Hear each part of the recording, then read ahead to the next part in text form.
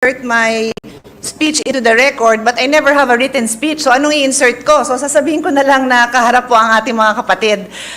First of all, congratulations, blessings more abundantly in the years to come. 45 years.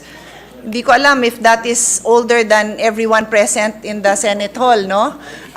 Pinakabata yata dito is late 40s. So kaedad nyo na yung average age ng Senate. 82 provinces and 70 countries. Kaya mga kababayan, mga kapatid, those watching us, kahit saang bansa na halos kayo makapunta, makakahanap kayo ng JL, you will feel at home.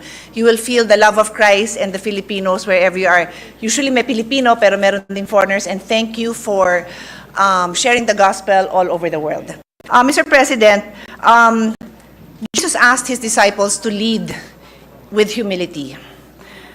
When we rebuke with love. When we judge with compassion. And when we lead a life in simplicity, humility, and following the greatest commandment. Love your God with all your heart and with all your soul and all your mind.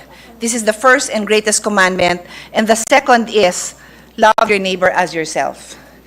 Can I just say that most people only look at that as biblical phrases. Those of us who were blessed to have a parents, a tita, a ninang, a neighbor who trained us in the Word of God, we memorize these phrases, di ba? But for most people, that only means something if you know somebody who lives a life like that. And can I just say to those who raised our Majority Floor Leader, Senator Joel Villanueva, he does epitomize those values that I mentioned. Mababa ko ang aking patience dun sa napakayabang ng mga public officials.